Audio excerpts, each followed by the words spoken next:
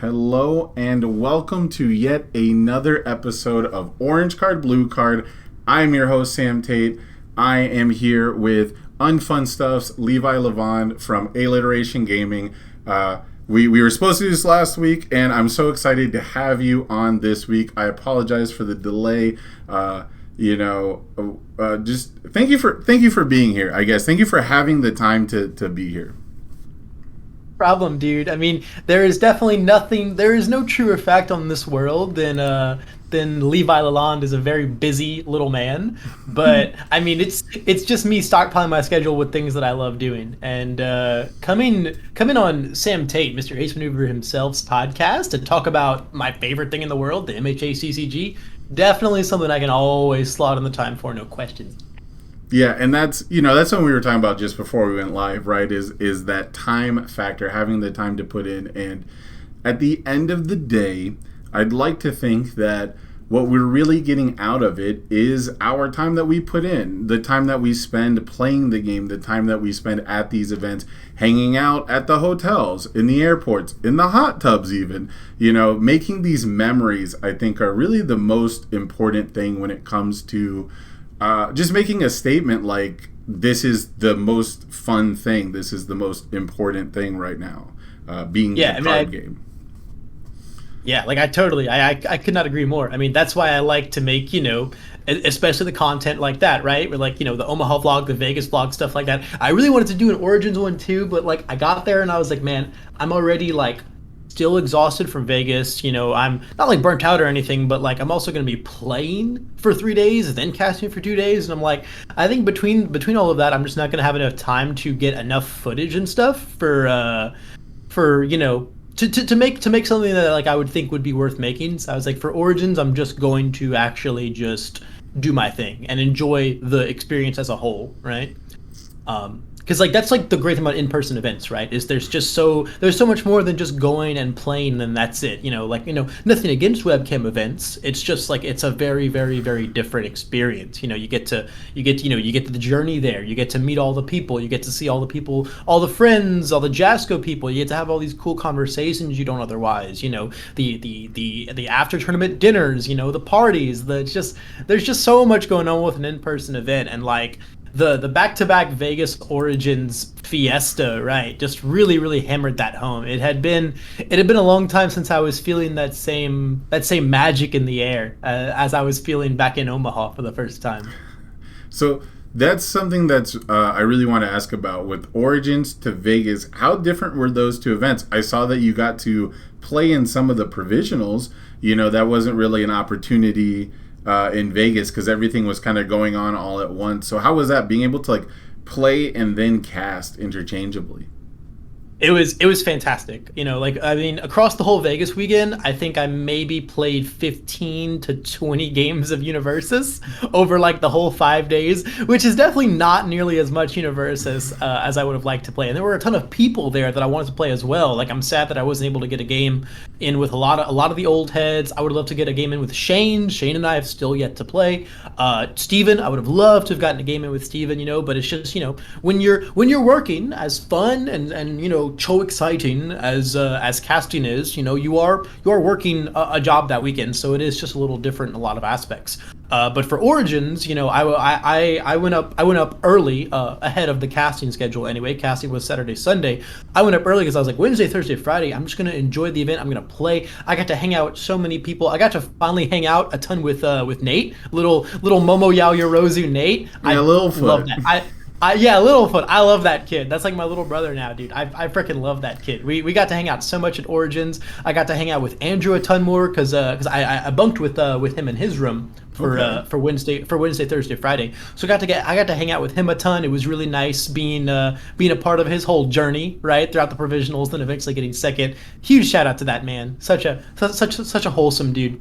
But yeah, no, I got to hang out with so many more people. I got to play, throughout 3 provisionals. It was funny, I had bought tickets to play in all 6, the 2 each day, but then in the first one, by the time it was time for the second one going up, I was 3-0 in the first one. So I was like, I mean, I have such a good chance of topping if I just keep at it, so it would just be really weird to make the 3-0 drop right now but it's like, well, then if I just scrub out, I don't get my participation promos from the next one. But then if I top, I get a top 8 Selkie, which is cool. And then basically, so I was like, I'm going to stick in, try and top, and that is what happened each day. I think day 3, I actually just gave Nate my tickets to the second one of that day, because I ended up buddy beating him in round 2, I think, either round 2 or 3. I had to buddy beat him out of it. And then, so I was like, hey, look, here's the constellation. Here's my tickets, bro. Go take the next one down. But I mean, he did fantastic like the whole week. But no, it was freaking great, man. You know, like as fun as Vegas was, as fun as casting is in general, like that is definitely where my heart lies. You know, like that's the joke, right? I'm a sponsored player, but I don't do a whole lot of playing. I'm the sponsored caster, right? I don't do as much playing as I quite used to. Because casting is definitely where my heart lies, but it is very fun to get back in the brackets sometimes is the core of it. Yeah, and you touched on so many things that, like being local to Vegas and not having the opportunities to travel as much, I run into an issue, especially for like, that's usually where we would have our world championships and some of our bigger pro tour circuit events in the past. I would always run into the issue where like I'm working the night before. This last Vegas regional, I had to leave during Top Cuts while watching Top Cuts to go fix a water heater. There's always like a water heater. Right, like when you're local, like your life just continues, right? Like I'm not on vacation, so that's the thing I'm most excited for. Is I want to travel, I want to go out, and I want to be like, have my hotel room right nearby. And the whole time I'm just on vacation, having to go back and forth from venue to the house and like, keep up with all the chores. It's like such a different vibe. So it's always been really weird to me because I'll feel so bad that I don't hang out and jam more games with people and spend more time. But, usually they're all hanging out in the same areas near the hotel rooms, and there's like a more centralized area. Whereas as the local, I have to go back and do my laundry, cook, clean, whatever it is. So it's always been really interesting to like try to fit my life around it. I try to schedule time off, don't get me wrong, but it doesn't always work out that way. And if I want to take time off to travel, then usually I can't take time off to stay at home, right? So yeah, it's a little different. You don't get to go back to your nice fancy hotel room and then continue without a care in the world as the other socialites get to do. Yeah, the hotel room box drafts are such a part of the process. When we went to Gen Con, the one time I went to Gen Con, I volunteered with Jessica, and we were like the ones who got to buy the first Battle for Power boxes, and it was one of the first products that they had really not advertised as, but it sort of nudged at the idea that they're very draftable and that there was a lot of things geared towards drafting, like with the themes and things like that, and it did work out really well. So one of the things I remember is we had like the hotel room had like 8 people jammed in it, with 2 beds and like 6 draft games going with like one on each bed. There's one on a table of like 2 guys side by side, kind of playing like next to each other left and right. And then 2 people on the floor, and that stuff was just such a blast. It's always really cool to see. It's just really cool to see people come together and play however they want, whenever they can, because these are like literally the first packs cracked of the set. Yeah, no, we had a very similar thing actually. After the last provisionals in Vegas, both of my buddies, one of them had topped, and then I think one of them got second. So that we had like a ton of like one box and then a ton of packs. So like me, both of them, and then after we had like our like venue staff type of Jasco dinner, it was like Alex, Enrique, a few of the other judges, George, Aspera, Lenoco. We just had like a big I think we got deep dish pizza. It was really good. We just all went back to our to my hotel room, and then we were like, all right, boys, who's ready for the drinking and drafting. And that was absolutely hysterical. Lenoco, being a 7-foot tall jacked man, it took about 36 beers to get him the slightest bit intoxicated, but that's how it goes. Drinking pure rubbing alcohol.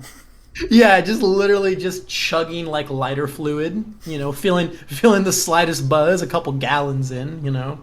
But yeah, no, that was fantastic, and it's just the experiences like that really make the in-person events just something different.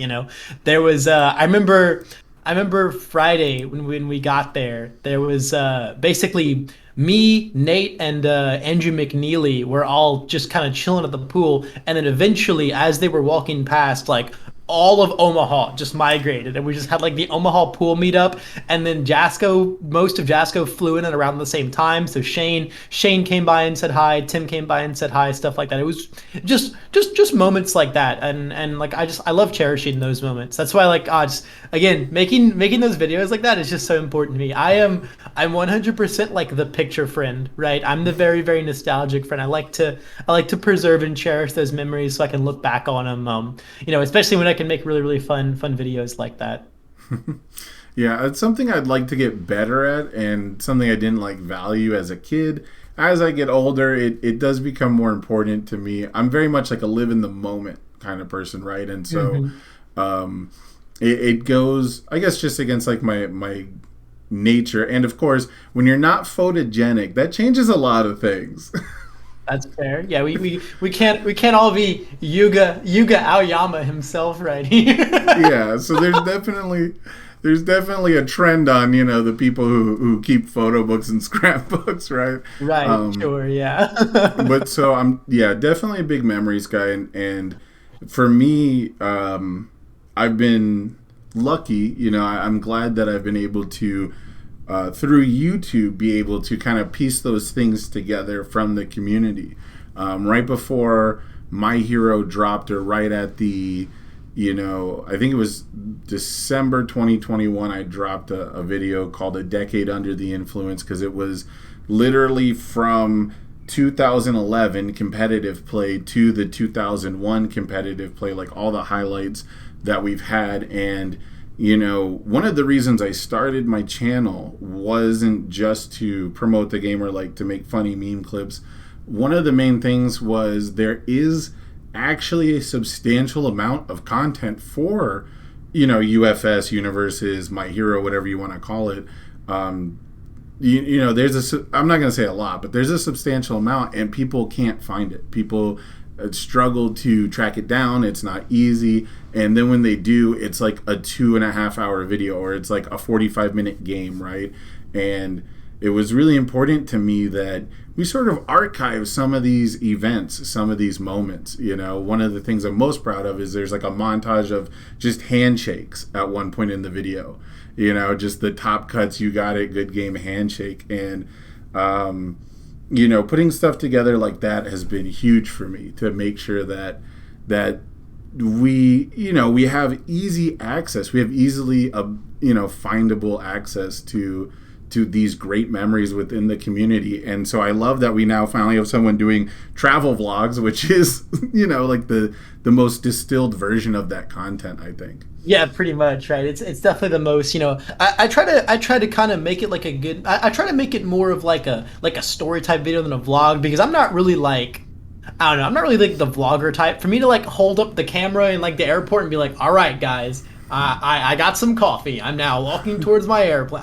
That's not supernatural for me, right? But like for me, it's more of a matter of like capturing certain clips that make the story, like the chronological sequence of events, easy to follow, and then just capturing very funny or entertaining clips like that, and then meshing it together into a type of like story type video. I love doing stuff like that.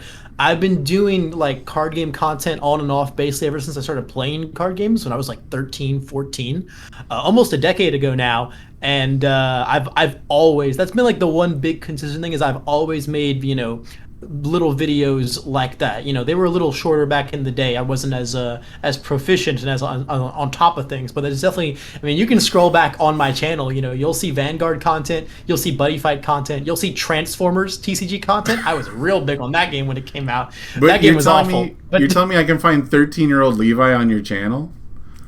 Yeah. If you scroll back far enough, I think it's about as far as it goes. Man, I've not dug deep enough, apparently. The first content, yeah, I'm not sure how far back my current channel goes, because like the first card game content I ever made was actually like when I was 13 and started playing Cardfight Vanguard, but that was on like a collective teams channel, so that's like a whole different entity. I'm not sure what the first stuff I posted on the channel I upload now on is, but it's definitely pretty old. You can definitely at least find like 15-year-old Levi, because there's definitely stuff of me like before I was driving. I know that much. You can definitely find like at the very least 15-year-old Levi if you scroll back on my channel hard enough. But yeah, I mean, I've been doing stuff like that for ages, and a lot of the old heads will always tell me about, oh, this legendary PTC here, this one crazy worlds here, this absolutely insane Nats this year, and I'm like, man, I wish there was like videos for all those events, because I would love to just sit back like a history class and just watch all that stuff. Let me go watch like young 5-6 years ago Kevin Broberg winning his first Nats or something crazy like that. I just think the history of this game it's a lot is more one of than the 6 coolest years. things. I hate to interrupt. I'm not. I want to see it. I want to see high school Kevin Broberg, man, taking it down. Man, I just think the history of this game is one of the coolest things, and I wish there was more of it preserved from back in the day, because I think it's so fun to learn about. So I'm like, hey, if this really is like the re-kickstart of Universus, and we're still going strong with Lord knows what 10 years from now, I want people to go back and be able to be like, man, the first in-person regional, or hell, even go back to my Omaha vlog, right? You can go watch the first MHA format big in-person event with Jasco. Like, you can go back and you can find that, and it's like, dang, this is what kickstarted MHA format, and this is what kickstarted, wherever the game will be in 10 years, from now. It's like, whoa, that's so cool. And then you can go look at, 23-year-old Levi and be like, whoa, look at that kid, because I'll be like, 30 or something by the time things get that crazy. I just think stuff like that is very, very cool, and I love preserving it, and I just love being able to go back and watch it. I can't tell you how many times I've just gone back and watched the Vegas vlog just because it just warms my heart. It just warms my heart. Yeah, it terrifies me to think that I believe 2 years, maybe 2.5, I'll be at 10 years with the game. That's crazy, man. It feels like 3 or 4, and I used to actually, for a while, I got kind of bitter about it. I'm not going to lie. I think when I was at my 5-year mark, I felt mildly bitter because it just felt like time was going so fast. This is like midlife crisis style stuff, But also, the thing that was killing me was, I just wanted to go to more events. I felt like I didn't play enough, right? Like, it felt like so little time had passed because I had actually spent so little time traveling and playing the game. And I think that was always the number one step, is getting people together. So the webcam era is kind of crazy because it's super rough and no one really likes webcam games, but I absolutely love the turnout that we get. Like, I don't think anyone prefers playing on webcam to in person. That's definitely the way to go. And I mean, like, look, you won't catch me playing, Devil's Advocate or anything. I'm very public that I really just don't like webcam. I've always described playing card games for me as like a pie chart, right? A 3-slice pie chart. When I play a card game, there's 3 things that I equally enjoy. 3 aspects that I equally enjoy, right? And that's the gameplay is 1, the social aspects are 1, and the collectible aspects are the 3rd. And when you're playing on webcam, you only get one of those. Those other 2 pieces of the pie just barely exist on webcam. Even worse on TTS, because you're not even actually holding your shiny cards and stuff like that, right? But you're just not really getting the social aspects nearly as much, or the collectible aspects nearly as much. It's the same reason why I don't like digital card games very much. At the same time, though, we were in a much more frivolous time, and we're still in a fairly frivolous time. So like, webcam is still the most. It's always going to be the most accessible thing, and it's just the most optimal thing for a lot of people as well, or at least more optimal than the other options. And I can't deny what webcam has done for the game. I mean, look at Digimon. Digimon came out like at the height of the quarantine era, and like that game's competitive basis is almost completely built on webcam. Like you could never not have webcam events for that game. And I'm glad to see that they're, even though in-person events are, able to kick off more now, I'm glad to see that Jasco is not ignoring webcam in its entirety and is still there for the people who do, are only able to play through webcam, or for the most part can only play through webcam. I think it's very important for them to coexist. Even though I just expressly do not like one of the formats, that doesn't mean it does not have a place, and I can always just choose not to play it. It's not hurting me. People who are like, bro, we just shouldn't have webcam because of cheating and stuff like that. It's whatever. Like it's just a thing that you have to understand is a bit more of a complication going into it. So if you don't want to deal with that, don't go into it. Well, and there's two things on that I'd really like to say. One, it's proven that in person didn't reduce any of that, right? Any of the scandal around cheating or rules infractions or however you want to put it. That's just a part of life. That's just human error. That's human interaction. But like we've got two big factors that I think contribute to that. One, we announced a $250,000 prize pot. That at the end of the day, that's going to bring some people who are just seeing dollar signs in, and that's just humans are going to be humans, And then two, this game is really hard, man. This game is really hard. This game is really complex. I have run into pretty serious judge situations because of stuff that just wasn't like, hey, this ruling here that you didn't do correctly, it's just not naturally understandable that way. That's just how this game goes sometimes. Not everyone's necessarily out here to cheat, but you're gonna have really weird stuff. I think the whole ready set go example is a really, really, one of the most talked about things right now is all of that. But at the end of the day, it's something that's been ruled quite a few times to work that way. So the players are playing it that way, even though you can kind of read the cards and be like, I need to know who's ruling it that way. We need to find these people. We need to need to figure out who they are, and they need to be. I'd like to say held accountable, but at the same time, there's only so much you can do in retrospect. And man, I could go off for so long and I don't know if that's really what you want to talk about, but the ready, get, set, go situation, particularly, while being the only reason it's like kind of relevant to me personally is because my buddy Tony is like one of the person who played it that way in the Top Cut game on the stream in the provisionals is one of my buddies, and I watched him. I watched a judge rule it that way for him in Vegas twice. Wild. That is. So that's why it's like people say things like, oh, well, the players let it go and they accepted it, so it should continue. When it comes to this instance, it's not the same as like agreeing to a mistrigger or agreeing to this is a deep-rooted issue where this player truly believes it works that way because the judges have let them down. There's instances where people are like, well, if something would be weird here, the judge who's present would say something. And, that's right. That's and really... then, the judge did come into their game and say, hey, that's not right. But at the end of the day, these players have been told that is right quite a few times. And then also at Origins, I saw it get ruled that way a couple times in Origins as well. One time it was literally right next to me. And the judge was ruling it that way. And both players were okay with that. They were like, yeah, that makes sense. And I'm like, it literally doesn't, but that's not my game. I have my own game to focus on, so I can't sit here and pitchfork when everyone is agreeing to it working that way. But at the end of the day, I don't think anyone's coming after anyone, and I don't want to see anyone like chastised, especially the judges. I don't want to see people chastised for it.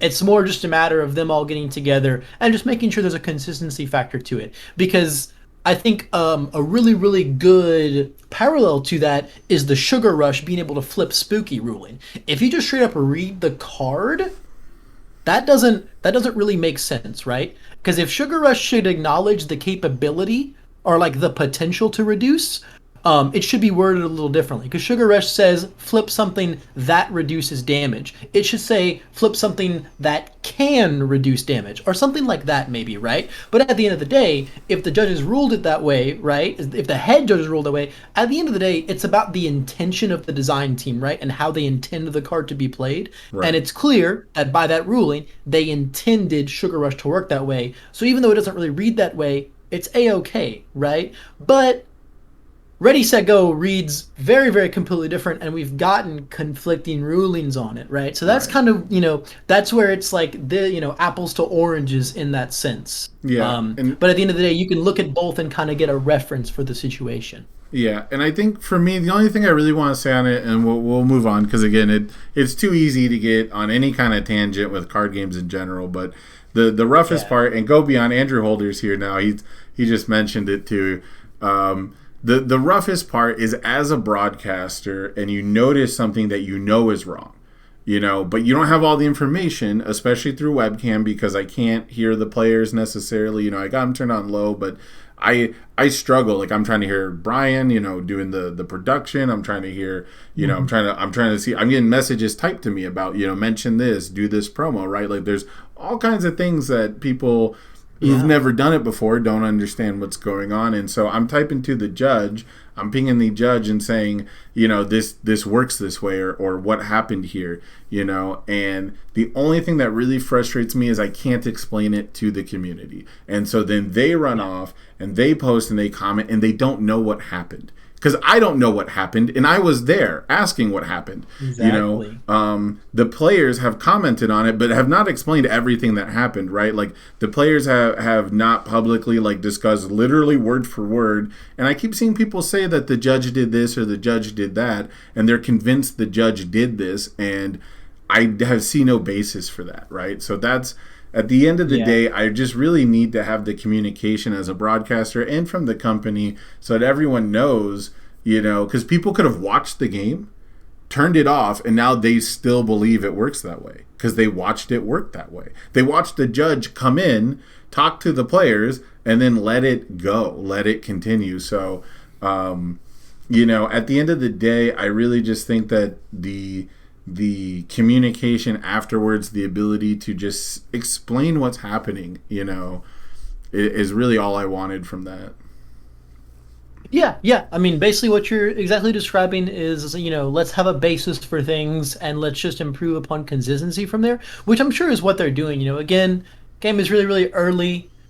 Game like we're growing every aspect of the game right now, and that's including the judge program. So I think of as time passes, yeah, it's just it is annoying in the meantime, right? That stuff like this can potentially hamper with results. I think that's the biggest concern is like oh well, are what's illegitimate and what's not now, especially when so much can be on the line. But at the end of the day, Rome. This is kind of something that I've always said, especially like if you've been at any of these events, pretty much everyone from Jasco who isn't like directly doing a job their entire time there is walking around talking to people and having conversations, and like these guys are doing their best, like we want Rome at the end of the day, we want Rome built in a day. That's kind of what we expect, and like they're building Rome for us in a week, which is pretty good all things considered, right? So it is a journey at the end of the day, and I think they are doing their best. And I mean there's always going to be room for improvement, but I think I know that getting the judges on a much more consistent basis is, I'm sure, at the top of their food chain. Especially with stuff like this, just a matter of getting that ruling consistency out there is, I'm sure one of their top priorities right now.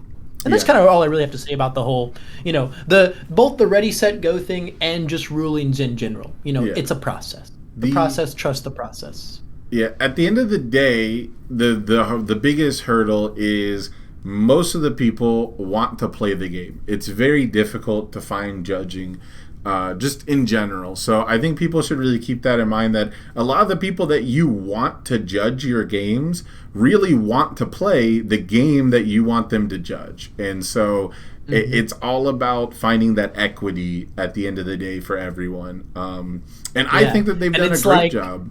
Well, I was going to say, I think they've done Yeah, a I great think job so so, far compensating, their production team and their judge staff. I don't know everything the judges get, but the ones I've talked to have been happy with it for the most part. They've been very happy to be compensated for the judging. So, that's something that comes along with growth, and I think they've done a really good job on that end.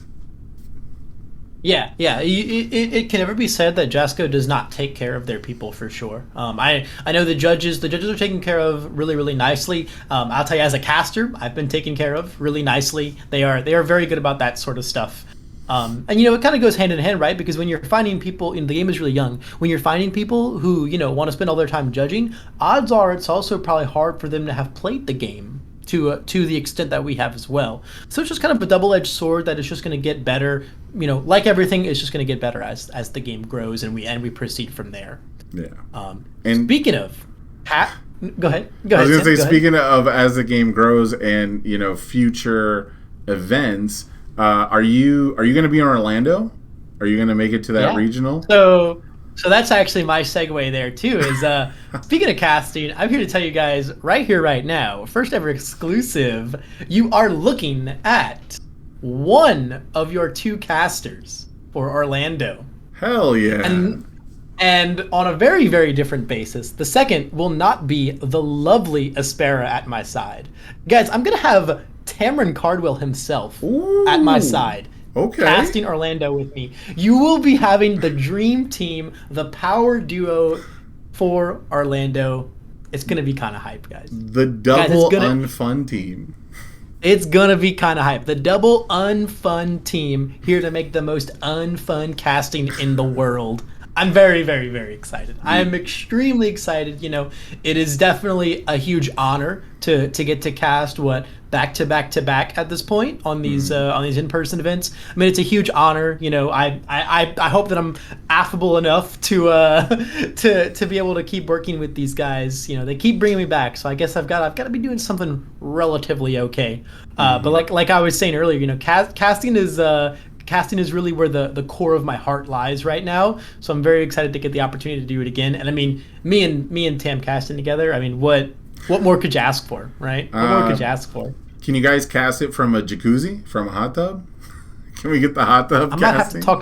I might have to talk to Aspera about that because he was mighty eager to get in the hot tub. I will say he was mighty eager to get in the hot tub for Vegas. So maybe we can work something out like that. You got the casters on one side, you got the production on the other side of the hot tub. You got the literally just waterproof screen between everything.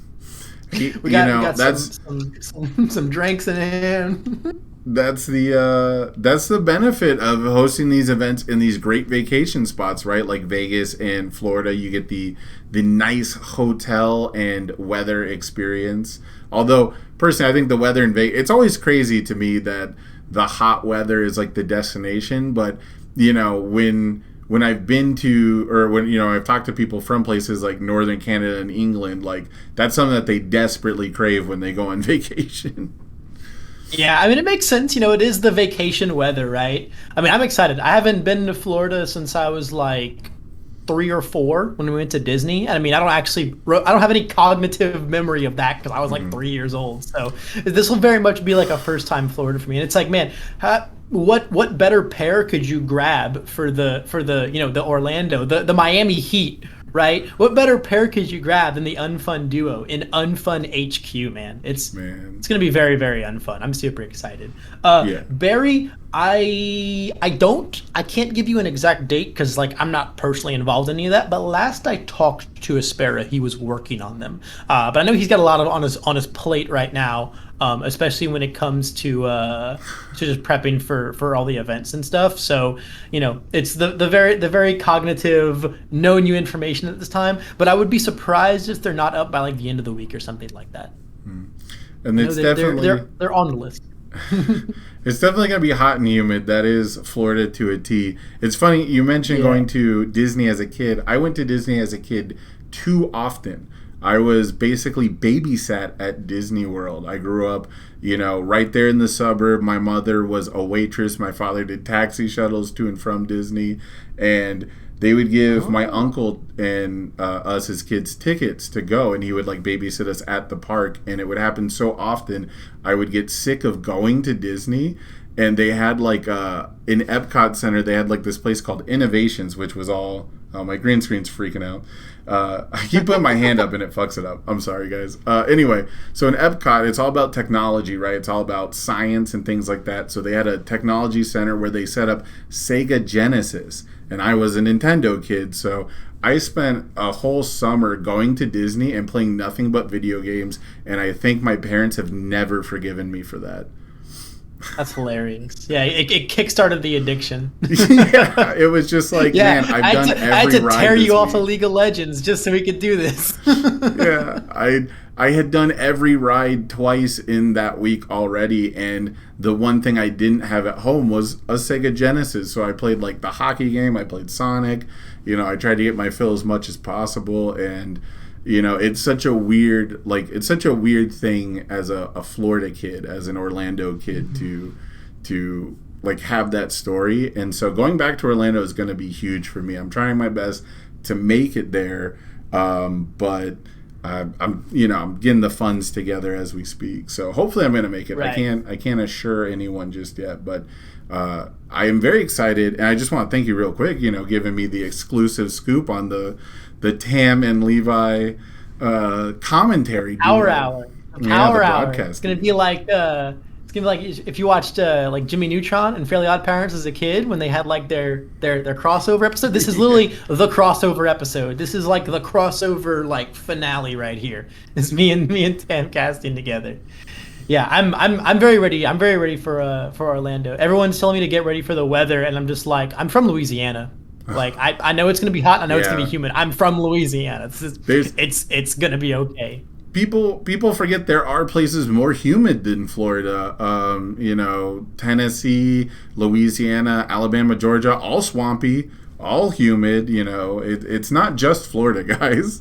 It's not and you live in Texas now, so you know all about heat, right? Andrew says we've got to have the tag team match, Sam and Andrew versus Levi and Tam. There can only be one. I actually do have like a crazy tag fight format that my buddies and I have concocted for Universus. Is 2v2 is like one of my favorite ways to play card games, and so I don't think it's very balanced, but we did create a tag fight format. I've been dying to like try it at some of these events with fans and stuff, but again, casting makes me a little busier than I'd like to be sometimes, but part of the process. And I've been working on a commander format for a while, but the biggest thing in the beginning was, I think singleton is like a huge part of that balancing factor of the multiplayer experience. Just commander would not be a fun experience. I'll just say it like 100% if there's 4 ofs in decks, like 100 cards, whatever. Like it wouldn't be the same. And so I've been trying to wait for the card pool to fill out a bit, but I think I've got rules that work really well. There's just finding the people who are open to testing it and like really getting the ball rolling has been something I'm also sort of waiting on. So I think set 3, I have a 4-player format that is super cool. Yeah. Yeah, I was gonna say, speaking of the card pool growing larger, man, how hyped are you for set 3, bro? I haven't. Have they spoiled anything? Is there any like news on No, it? I haven't seen anything cool. Just hyped on the sheer concept, I would say. No, I certainly wish I was bringing some cool spoilers in, but I'm not that cool yet. Yeah, when it comes to set 3, I'm super excited for more starter decks. I actually like starter deck products, like as an idea. I understand that there is logistical issues when it comes to them. I understand that there is a lot of things to love and hate about them, but from the idea that I can spend $10 and get sets of cards, right? Like I can get like a play set. As long as the starter deck is distributed well, I'm super excited for those. And usually starter decks, for this game at least, have brought with them really, really interesting like foil attacks. Like I actually really like the signature attacks, like the signature foils from the starter decks. I wish that they got played just a little bit more. So yeah, you a determined victory smash, Chad. I see. I think that card is actually super cool. I think that is actually one of the best designs that they've had. And if I'm being really honest, I think determined victory smash, like from a power level standpoint, if that was like in the top 5 best attacks in the set, I think that would be like a beautiful format, like having like that be your win condition. Those decks would be a very hype. cool card. Yeah, those It decks is a very, would be very, very cool card. It they looks would like be super hype. Tim revealed that there is a reveal about reveals article coming hopefully this week. That makes sense. I would be surprised if we didn't kind of get a little something this week. I feel like it's about that time, Yeah. I feel like it's about that time, unless they just plan on revealing like a ton of stuff between like, or like amongst like Orlando and Gen Con maybe, I don't know how they plan on doing things. I don't have all that kind of scoop, as much as I wish I did. I want to Um, say that by Orlando, there should definitely be like one reveal. There should be like something on that stream. You know, they've taken in a lot of feedback, and I did see the Tim reveal that there is the reveal about reveals. So mhm. I would think that by Orlando, there's going to be something more. So far, we have a couple images. We have some symbols on characters, Yeah. and it's going to be really interesting to see. I think Eraserhead is being speculated to have water. Of course, nothing's official. No, no, Nothing he he is he does. He does definitely have water because he goes all void and they go in alphabetical order. So the only symbol that could be under that is water. and And then I Endeavor is earth evil. And we can't see his third, but I doubt he lost fire. right. I hate to be that guy though, but I have experienced this before where we're like, this has to be the last symbol because alphabetically it could only be that one, and then it turns out to be totally different, and it's different on the card, right? Like it.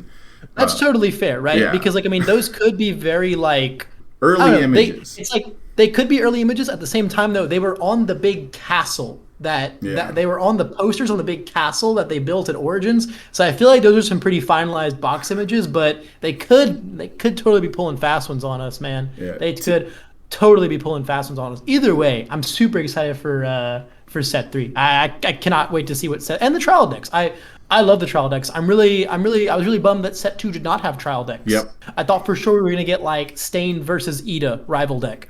That would have been so gnarly. So I'm Or glad that set three is Ingenium. bringing. Stain versus Ingenium would have been cool. Yeah, and I thought Ingenium was going to be like an actual character with a kit in set Yeah. two. But yeah, he doesn't really have a lot of screen time though, so it does kind of make sense that he didn't end up without a kit. I thought he could have at least been like a 3 card character though, man. I thought he So could have at least been a 3 card character. let me tell you what I'm most excited for going into set three, or at least going Okay. forward, I should say. What I'm looking for from future sets is they've teased that the art is going to be upgraded a lot, not just for promos like regional alternate art promos, but they have spoken that they're very excited for the new art direction, which makes me think we're gonna get custom art. How excited would you be to see like a custom take, not just the screenshot of something like a Detroit Smash or a Texas Smash or Shigaraki's Turn to Dust and things like that, like him actually like having like an artist's blank canvas with some of these attacks. Yeah, I mean, I would love it, of course. Like, obviously, that's like the most hype thing about the game, is just getting to that point eventually. Because, set one was made basically with anime screen caps for a lot of the stuff, and then basically all of the art from the My Hero Tag card game. It's like Tag Battle or something. It was the Yeah. card game in Japan, is what it was. That's where most of the quote unquote original art for the attacks in set one and stuff, they all come from that game. And then set two is almost entirely anime screen caps. Like most of the attacks are anime screen caps in set two, unlike set one. And so that's why kind of a lot of the XRs don't look as good because they can't go full art with them because of the size of the screen cap and it not really lining up properly.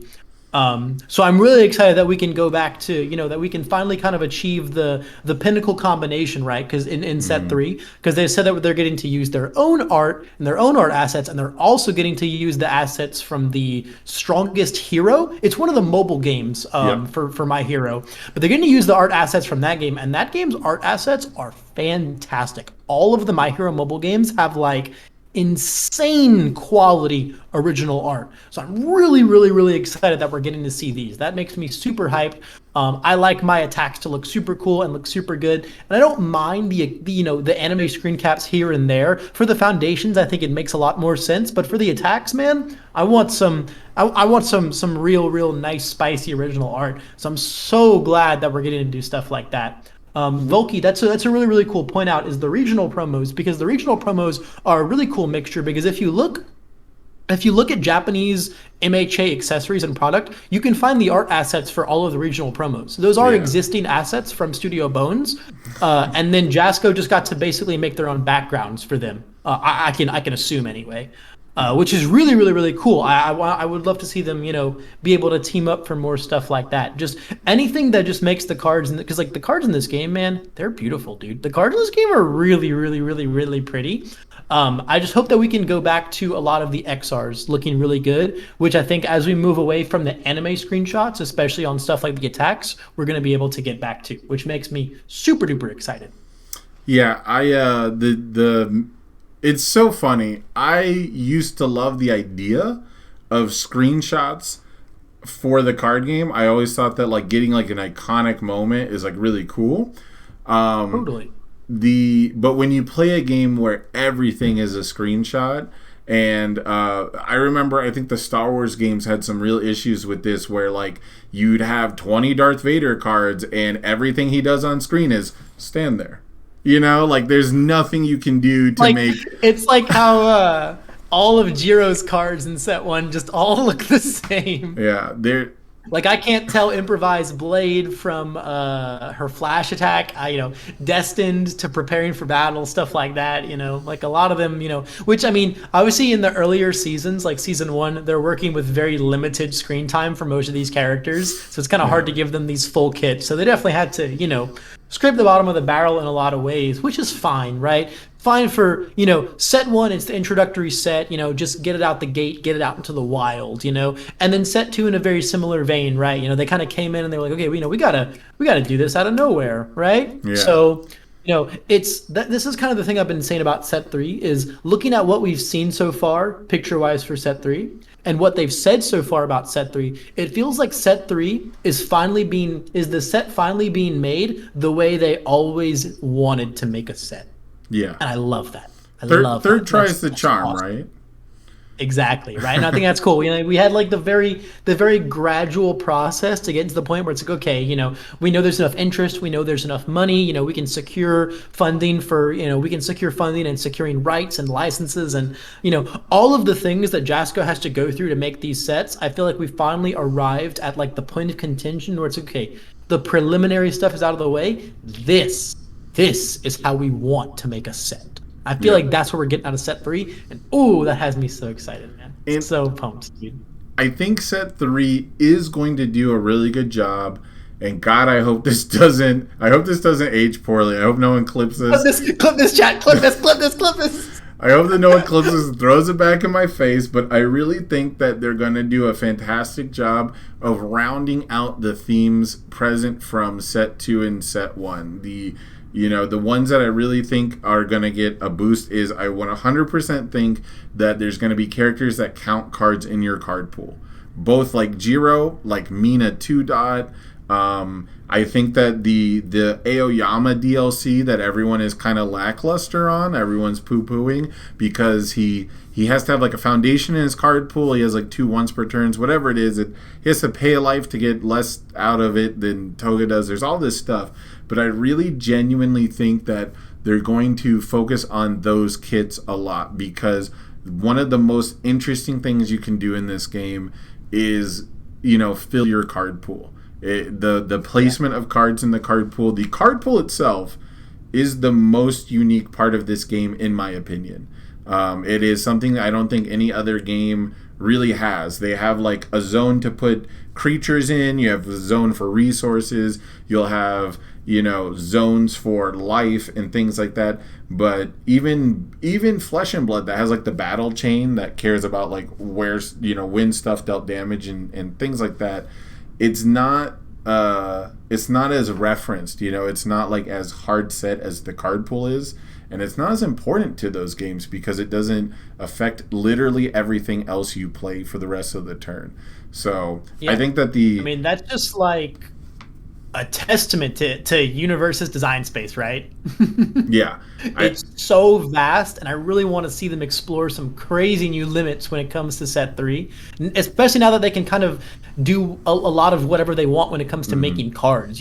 We kind of saw that in set 2, right? We have like a bunch of cards that like don't belong to certain kits, like stuff like Confident Counterstrike, stuff like Spooky, things like that don't like necessarily attach themselves to a kit or character. It's just, hey, this is a card we just wanted to make for the game itself, and then these are the symbols that it worked with, and then we put a character on it that kind of associates with those symbols to a certain degree, right? Yeah. Like it looks like, the first and foremost of those cards was filling up design space, testing design space, and putting things that they wanted to exist into the game, which I think is really, really, really cool. Yeah. Oh, that's a good question as far as keywords go. Yeah, that's a really good question. I don't know. I think they're being really careful when it comes to. There's two ways you can look at it. You can look at it as they're gradually bringing in keywords, or you can look at it as, yeah, there's just some keywords that aren't getting touched in MHA. Stuff like reversal and multiple, and those taboo subjects, right? Which, I mean, that's just up to their discretion. It's hard to say. I feel like. Did they add any in set 2? I guess technically taunt. They added the ability to give something taunt. Yeah, taunt is technically a new keyword in set 2. And that's just a keyword trait, right? It's not an actual keyword, like multiple and reversal and stuff are. Oh, tech as well. Yeah. Tech was not a trait in set 1. But again, those are just keyword traits, right? Yeah. Not actual keywords that do things, right? Not like form type keywords, blue colored keywords that do things, right? Keyword abilities. We'll see. Yeah, keyword abilities, right? I don't think that we're gonna see those personally anytime soon in MHA. I think we might see characters and or cards that reflect those play styles, right? Like we kind of have multiple in Meteor Shower. It's just broken down into a card, right? So I think we might see stuff like that. I think we'll see those strategies eventually in cards, but I don't think we'll see them return in like an advent of keyword, an actual keyword that's on multiple cards type of sense. I think stuff like that is going to be reserved for individual cards. But I could be totally wrong. We could just be like, hey, infinity symbol reversal attack in set 3. Yeah. I doubt it, but never say never, right? Again, it's up to the design team's discretion and what they deem appropriate to bring into the game. My take on it is basically that they can add keyword traits as much as they want. Tech is fairly new. That came, I believe, with Cowboy Bebop in like 2018 as a way to express all the different gadgets and spaceships. Yeah. There's some cards where you're like, hey, this is weapon ranged in Tech and it's a gun. And there's another one that's just weapon ranged and it's a gun. And there's one that's just stun and it's a gun. So, they can put keyword traits wherever they want. They've shown. So I can see desperation coming back. I could definitely see desperation coming back. Well, let me mention that the thing I was just about to say is I don't think desperation is going to come back because they have. So this is what I believe. They're going to add abilities that are very similar to these keywords to sort of dip their toe in the water. And I believe you'll see an attack that functions exactly like a reversal. It will be character specific and it will be their gimmick. That they get to hit you like once per game, maybe, once like 4 times in a game if they can play up to 4 copies, but like once per turn, they can play one attack at you, given certain like very difficult hoops to jump through, and they'll gauge it from there. And if people want more of that, then they might introduce the keyword later, and then people will go, oh, this works exactly like whatever character did the reversal gimmick when they introduced the keyword.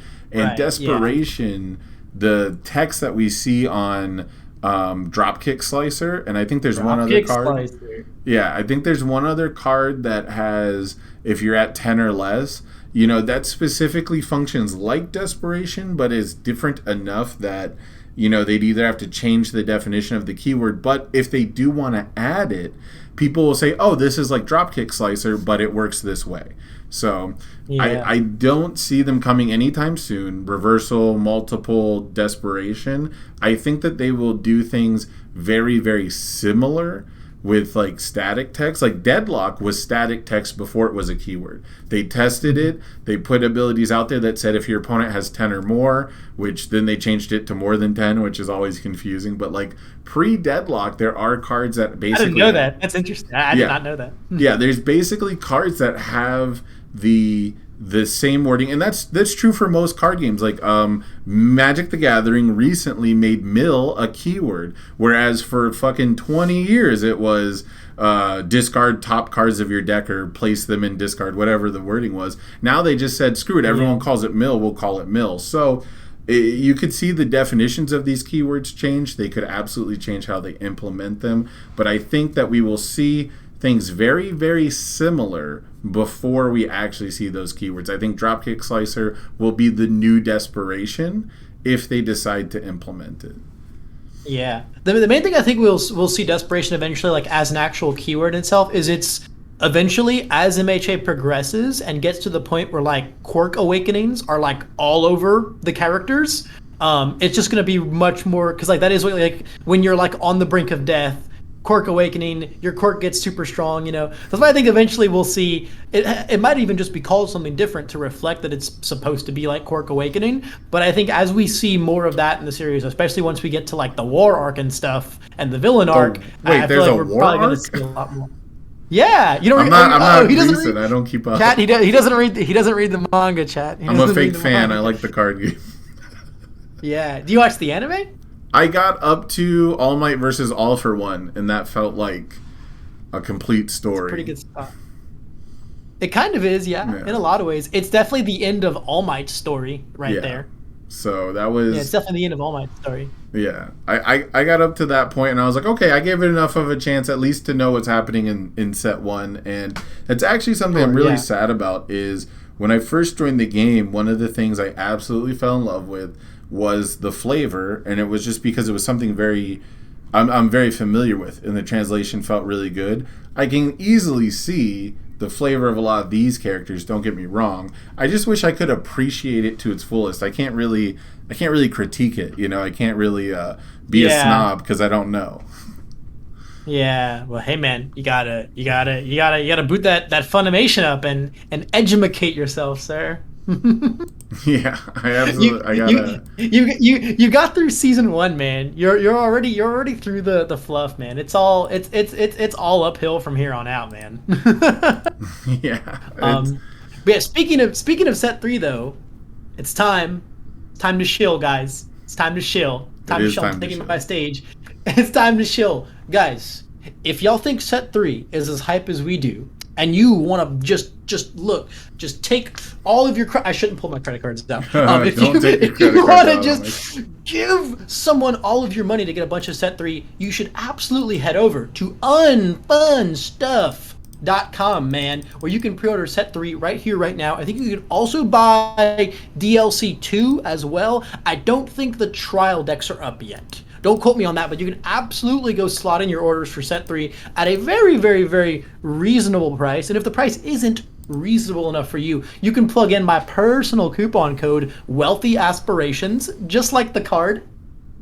Just one word, and you can get 5% off the whole freaking order, baby, no matter what it is. Literally no upper limit. It's kind of crazy. It's actually just free money. Guys, go buy set 3.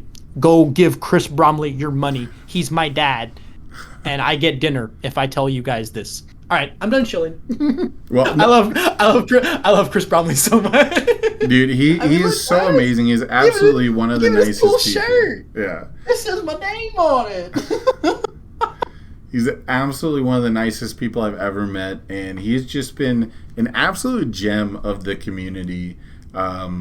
I wish I had more graphics for him. I had the pre-order Crimson Rampage going for him even on other people's streams. So maybe I'll get that set up if I feel like it. Maybe I'll just get him back on. I got this little thing. Yeah, there you go. The shop was just like, "Yo, you like Stain, right?" And I'm like, "I guess so, right?" And then boom. To continue shilling for Unfun Stuff, I'm also going to mention that Unfun Stuff sponsored player Tamarin Cardwell has Patreon tournaments. He has, I believe it's once a month, he has cash payout tournaments for all of his patrons. Anyone who is signed up of a certain level is able to enter. And for all the information, obviously, go check out his channel, go check out his Patreon. But that's not all. That's not the only Unfun Stuff sponsored tournament play you can get. You can play in the Unfun Stuff weeklies. Every Friday night, you can play in their webcam weeklies. I believe it's $10 to sign up. You get double the plus ultra packs, and you can play test for any events. You can play fun decks. There's probably a guaranteed Punch Planet deck every single week, and a required disco party. So these guys are doing all kinds of things for the community.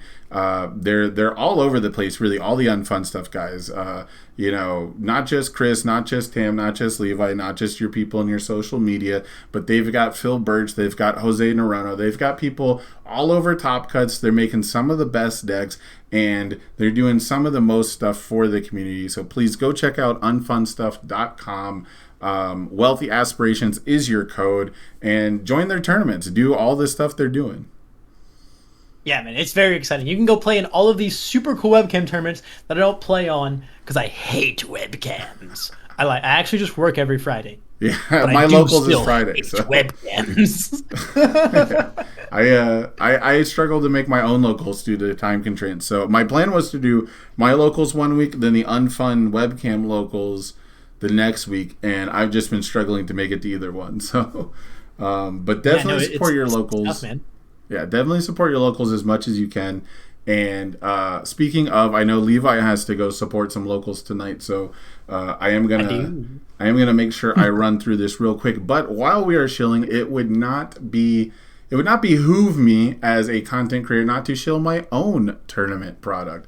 And if you have been paying attention, if you're in the universe's universe, if you will, you would have seen that I announced a tournament, and Levi helped me announce specifically which tournament I was going to run, and that is for the Gym Leader Challenge. The evil symbol was chosen first. I'm going to put the information up here on the screen for you guys. So 1 month from today, July 23rd, I'm hosting a webcam tournament. It's going to be $10. You're going to get one Plus Ultra pack from Season 2, and you're going to get one first edition Crimson Rampage booster pack. So I know a lot of people, they get flooded on their Plus Ultra packs, and that's something we've talked about doing on our locals, is actually just giving away booster packs with the Plus Ultra pack and things like that. So you are going to have that great participation, and then the grand prize, if you've not seen it before, I'm going to show it up for you guys right here. Hopefully my autofocus doesn't, yeah, it's going to get ruined, but that's the evil symbol pin. That's the grand prize. I want to know who is the best evil player in the world. Right now, Osei Tyson believes it is him, so that's your bar to clear, guys. You got to come. I might be inclined to agree with him. Osei Tyson is a pretty darn good player. I've never seen him play the evil symbol. He talks it up all the time. Well, he actually complains about it because he's right. It's not in the best spot. It's not that great, guys. Yeah, when it comes to spam foundations and competitive environment, it might not be in the best place, but that's why we're doing it first, because we want to see just how cool these evil decks can be. Look, there's fantastic evil cards. There's Evil Gaze. It's right there in the name. There's Tongue Whip. There's Sticky Balls. These cards all come together. They have to do something well. Yeah, I mean, the symbol has Excited for Blood now, so I think it's pretty okay, all things considered. There's going to be a lot of Excited for Blood going on in this tournament. You can loop wire arrows with Excited for Blood on evil. That's got to count for something. Yeah, it's got to count for something, man. And hey, you can play that cool card Apathetic, so you can flip that cool card Excited for Blood. True, you gotta take care of it. You gotta identify the threats. Or you can play that cool card Hero Killer and remove that cool card Excited for Blood. Absolutely. Evil OP? Evil symbol OP? There was a hot minute where, like, when the game first dropped, like right when Tongue Whip came out, I thought evil was gonna shoot to the moon. I thought Evil Gaze plus fucking what's this stupid Gale Force Punch, the 6th div. And the Gale Force Punch. Yeah, and just the Fury Isn't throw. Gale Force Punch like 4 cents? Yeah. Well, I thought at the time, I'm like, if I just open Tongue Whip Sticky Balls, I can force anything. I can pretty much. Yeah. I can make any attack lineup work after that, right? So yeah, go ahead, block my Gale Force on a 10, nerd. Yeah. Do it. Do it. Man. No, the second evil gets some more weapons. I'm gonna play Evil Stain. Absolutely. Ooh, I just want to play Stain with Knife Slice, man. Stain with Knife Slice? Oh my god, dude. My 6 mid, my 6 low for 6? It's so cool, dude. I've really underappreciated +1 speed and +1 damage in this format. Like Bro. Yeah, the dude. When I play that Stain deck, I look at all my attacks and I'm like, man, these attacks kind of suck, but they all actually have 1/1 on them. And then I'm like, these are actually kind of cool now. These kind of don't suck now, man. yeah, playing against Daniel Nelson's Tokoyami helped me really realize just how good the 1 speed is to everything. And, I knew it with Tongue Whip because Tongue Whip comes with like an uninteractable level of speed. It doesn't matter if my attack is 0 speed if there's 3 cards in the pool type of thing, right? So, That card's messed up. yeah. And so recently I've actually been working with very greedy air decks that use Unwavering Slash to pull up Sports Festival Stadium, the new provisional promo, I believe. And That card's also messed up. yeah, and Earphone Jack. Because if you're an air deck who can get Earphone Jack and Sports Festival and you're hitting because of the bonus speed, it's like having 1/1 in your stage for free on everything. Yeah. Yeah, I've been back on the air train for Ochako 1 a lot lately because life's a boring symbol.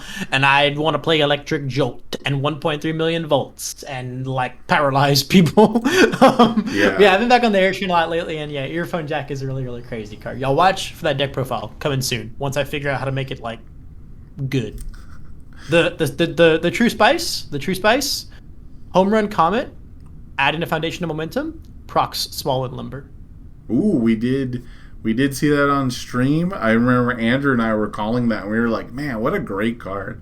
What a just just jacked up, man. Yeah, what a messed up, fantastic bro. The good symbol can actually do that. I think it's Velocity Hammer, one of those Deku punches, has basically the same enhance to add a foundation, and it's on the good symbol. Oh, so yeah, I think it's Velocity Punch, yeah. I think so. I think it's the Velocity one. It's one of those, yeah. It's super, super cool. It's actually, I think Small Limber might be one of the most terrifying foundations going forward because... Hey, man, Chris Smith said it's going to get banned. I don't know about that. I think, man wins 1 provisional, Small and Limber banned, guys. Call it. I think as a card gamer, that's wishful thinking. You always feel a little good when you get a card banned. It's all about the living in fear, man.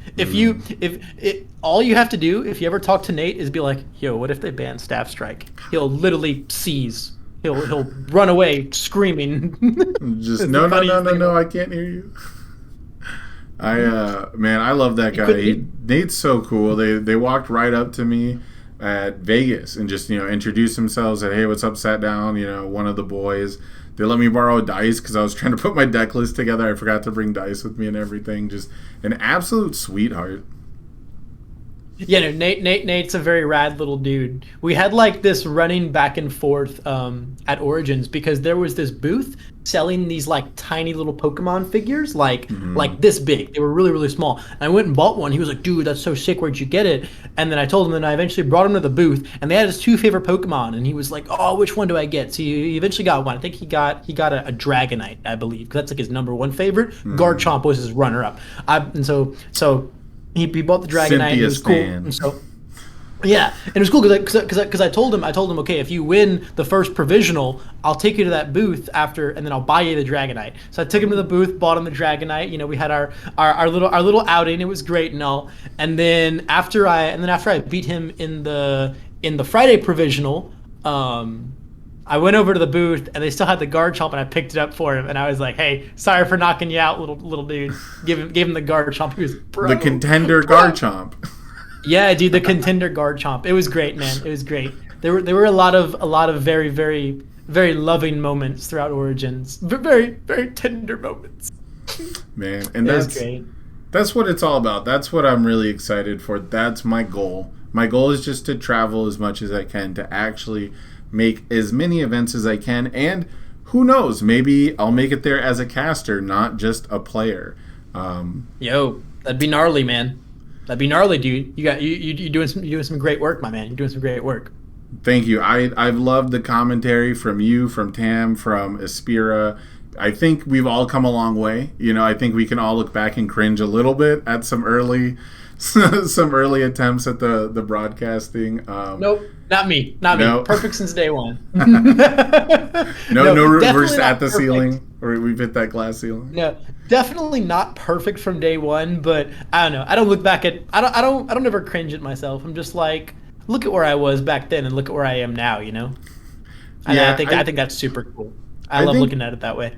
I think for me, when I cringe at the old stuff, that is me recognizing that I know better now, right? Because the times in my life where I've looked back and went, man, I absolutely killed that, I usually still didn't necessarily get where I wanted from that, right? So there's clearly still something I have to do a little bit different. And I think when it's important to be confident and recognize the stuff that you did do really well.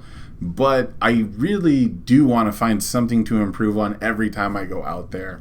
And I think going forward, I talked to Andrew a little bit about it before the event. I really want to get knowledgeable. I want to have like the talking points. I want to have some notes because I used to do esports commentary just a tiny bit. And it was really, really important to the people I was working for, all the people who were hiring, that you brought a giant fucking stack of notes. Like, just people would bring blank shit or like scribbled. People brought their college homework, but it was super important to them that you looked like you were going to dig through statistics and be like, well, this 0.3 attack speed is going to give them the advantage, shit like that. So right, sure, yeah.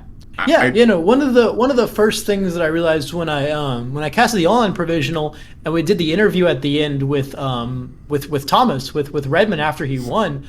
A lot of people were like, "So you kind of just did that interview for him, huh, Levi?" And I was like, "Yeah, I definitely didn't let him talk as much as I should have." And that's just kind of my thing. Is like, I don't know how to shut up. When I start talking, especially something about like that I'm passionate about, I just don't know how to shut up. It's a strength and a flaw at the end of the day, however you want to look at it. It's just the way I am. But it's definitely something that I've been working on from here on out, especially in the interviews, is just letting the person talk a lot more. Because I'd be like, yo, Thomas Redmond, this strategy you implemented. Ramus Tedman. I was like, yo, Thomas, this strategy you implemented on, this turn in this game was really sick. And then I basically broke down the whole thought process. And then I was like, was that what was kind of going through your head too? And he was like, yeah, you summed it up there, buddy. And I was like, oh, yeah, I guess I probably should have let you explain that one, huh? So It was just, stuff like that I've been trying to improve upon as well. And especially when it comes to co-casting, I want to extend that outlook into co-casting as well. And instead of just being like, okay, let me wait for, I'll wait for, my co-caster to finish talking so I can say what I want to say. But maybe I can make the thing I'm going to say next play off a little more. And maybe I can invite my co-caster to talk more as well, so that I just don't end up talking over them most of the time, right? Yeah, I think I'd run into that a little bit with Bromley because we were both so used to each other. We've been around each other enough and conversationally that we both kind of focus on speaking to our audience a bit more and not to each other. And I remember like specifically with that interview, like the interview at the end with the winner where it was like, okay, he's been taking, I told him to take the lead, be like the intro guy, because I have terrible timing. People will tell me, okay, you're live, and I'm like, alrighty then. Like, it just takes me a long time to like ease into it. Talking with no prompt, things like that. Like, it's a skill. It's a skill you have to practice and acquire. And why I love the podcast format is because I can go back and forth, right? So yeah, it's just a conversation, right? Yeah. Like, it's just a very naturally flowing conversation. Whereas, like, especially that's what makes an interview so different too, right? Is like you have specific questions you need to be asking them, right here, right now, in sequence, right? Whereas a conversation can be like, a podcast can be like, okay, we have topics, sure, but we're just going to have natural conversations as we ebb and flow through them, right? You have questions you want to ask me, right? We have things we want to bring up, but it's just going to happen through a conversation because that's what a podcast is. Whereas interview is like, okay, very specific question, answer this right here, right now, proceed. It's very systematic. It's very different. And when you're very used to podcasting, it can be very easy to trail off and, go into different subjects and stuff like that. Which is not where you need to be during an interview. So yeah, I mean, it's like you said, it is a skill you have to acquire. I think the biggest thing people don't notice, at least at first, is there's very much different types, right? Like it's very easy to nail down the newscaster because they talk like this and have absolutely no inflection. Like it's trying so hard to not be from anywhere specifically. And then you've got podcasters who have the long conversational back and forth, and they kind of, podcasting, they generally kind of rant back and forth. You get like a long, one long sentence to the other person's long response. And then you've got actual broadcast and interview where you kind of have to jump from one thing to the next. And we have like live streaming now where it's very important to answer questions. Like in the chat, your Kamarebi, I don't know if I'm pronouncing it right, says who's the orange card and who's the blue card. I think I'm definitely the blue card. Yeah, I was going to say I would be the orange card. I don't play attacks in my decks. Yeah. My decks have 0 attacks in them, actually.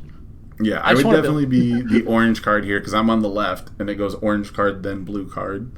Oh, you're right. That's a way cooler response. But I thought mine was funny. Yeah. And so that's something, when I first picked up esports casting when I was really young, coming out of those college years, it was very important that if someone else starts talking, you just stop. And like you don't want to interrupt people. I'm terrible about interrupting people in real life, so I try to just say no, stop, go ahead, like immediately. I interrupt poor Nilmerg way too much by accident. Poor Nilmerg. I have like a weird cause and effect when it comes to interrupting people, because most of the time, like my comedian's brain will like sense this really sensitive time window for me to say something right here and right here. It has to happen right now for it to be funny. And then they immediately start the next sentence as I start my quip, and then it's like, oh, now it's all messed up. Yeah. Now it's all ruined. I'm just like, oh no, my funny quip. It'd be so much funnier if it weren't for other people. I know, right?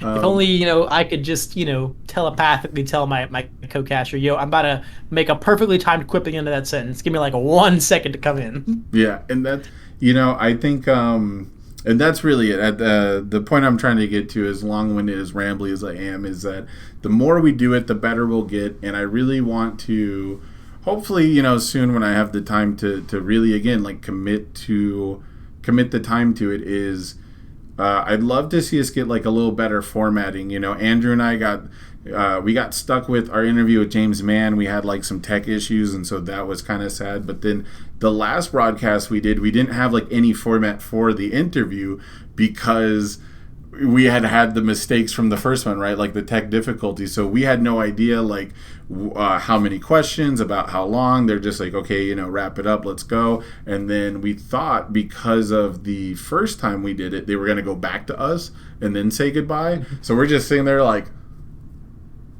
waiting to go back, and they just cut it off. And we're like, oh, well, that was a terrible outro because we thought we were going to have a chance to do an outro. So that's definitely the nice thing about casting in person, is like your tech and transition guy is just actually sitting right next to you 6 inches off camera view, and you can just be like, yeah. Tim and I are gonna have to formulate some hand signals for sure.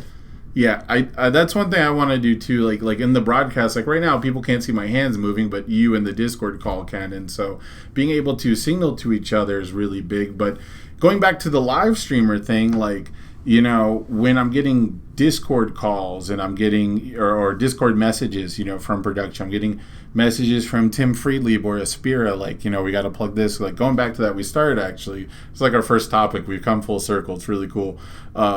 But as we go through more and more of that, like it's such a skill to just read something and not look at it, get that information. Because half the time, I'll be honest with you guys, they're telling me not to tell you what I'm talking about. They're telling me to shut up, So you have to read those messages, but you have to stay engaged with your audience. And so I'm really excited to continue doing the broadcast, if for no other reason than to get better at it. Yeah, I mean, practice makes perfect, man. Especially to have like, that's like one of the nice things is I feel like obviously the VODs aren't up yet, so you haven't seen the origins, stream, quote unquote, right? But I feel like, even after just doing Vegas together, for Origins, Aspera and I, as far as like working together with each other, it was immediately, there was very, very immediate, obvious improvement, right? Like we were immediately much more comfortable with each other because, hell, Vegas was the first time that I met George. So, I was still kind of trying to be like, Yeah. I was, trying to really put together, and stuff like that. And then, after the whole weekend, a lot more ice had been broken, combined with the fact that we had, 2 days of experience casting with each other. So we were able to pick up on, how the other does things a little more, right? Yeah. Yep. And we've both been doing content for a really long time, so we're able to kind of figure out each other's styles pretty quickly from that sense. We have very established styles is the first thing, and then we're able to figure them out. Yeah, and that's going to be something that's really cool. I've only been able to cast with Bromley and with Andrew so far, but I hope to cast with pretty much every combination because I think there's always something to be gained. You've got like a lot of similarities and you've got different contrasts between the different pairs, and so I think it'll be really cool to see like the mix and match going forward. But I do think we're gonna start wrapping it up here. I want to thank everybody in the chat who has joined us. We've been here for over an hour and a half. It has been an absolute blast. Once again, thank you, Levi, for joining me. Alliteration Gaming, UnFunStuff.com, all the plugs. I'm going to give you a chance to run through all your plugs as well before we go. Time absolutely flew by. I cannot stress this enough. It was absolutely heartbreaking last week when we had the technical issues. But it was very sad. I was sad. Yeah, it was absolutely it was literally as soon as I called you, it dropped, right? So, no, I just want to say thank you, and I want to give you a chance to have the last word here because I've done enough talking, and this show really is about the guests. So I'm going to let you take us away. We both did a whole lot of talking, dude. You don't bring Levi Lalonde on something and not expect him to not understand how to shut up. That doesn't happen, I think that's why they keep bringing me to cast. I think Aspera is just like, man, I just get to sit back and this kid he just keeps going and going and going. It's great. I get to lay back, man. You'd rather have someone who talks too much rather than someone who can't talk at all, right? Yeah, absolutely right. Because you can always just say rein back. But when you say talk more, it's like, well, what do I talk about? Yeah. It's a lot easier point to retract rather than to extend. But yeah, I guess as far as plugs go, man, I got a YouTube channel that, I do stuff on it sometimes. It's pretty cool. It's called Alliteration Gaming, and you should totally check it out. I don't know if I can put links in your chat? Does that work? Or do you Absolutely. It should work. Someone put a link earlier. I had to ban them for it. So hopefully heck yeah. Yeah, we got robots and we're famous now. Anyway, you should go check out my YouTube channel, Alliteration Gaming. It's pretty darn cool. I do a lot of cool things on there. Pretty much the second I got back from the Vegas Origins extravaganza, I've been doing non-stop videos, almost daily uploads practically, with like zero gameplay, just all deck profiles, discussion videos, stuff like that. There's been a lot of really, really cool stuff going on there, and I have a lot more cool stuff planned. I just finished making my tier list video. That's going up either probably later tonight or tomorrow, one of the two. I'm ranking the Set 2 Ultra Rares. That's a video that's coming really soon. I've got Tony's Giro deck profile coming up really soon as well. There's about to be a lot of really, really cool stuff as time goes, and of course, there's going to be Orlando coverage and content and stuff like that. I've also got a cool Twitch that I stream on sometimes. I'll have buddies over and we'll do our fight nights and things like that. My YouTube definitely gets a lot more of the love, but as time progresses, the Twitch is something that's going to get more attention as well as we go from there. As you can see, I got my super cool board back here that we track everything and anything on. And then of course, the last plug I have to give is to my father himself, Mr. Christopher Bromley. You should go to UnFunStuff.com and give him all of your money in exchange for very, very shiny Universal Fighting System cardboard, especially if you want those sweet, sweet Set 3 pre-orders. Use my coupon code Wealthy Aspirations for 5% off. It's really cool. It's free money, guys. It's just free money. It's just so simple. And that's all I got. Mr. Sam Tate, thank you so much for having me on, dude. This has been a total freaking blast. This has been an absolute joy, just like every Orange Card, Blue Card, here Thursdays live on Twitch TV. We will see you guys next time. Thank you once again. We wouldn't be here without you.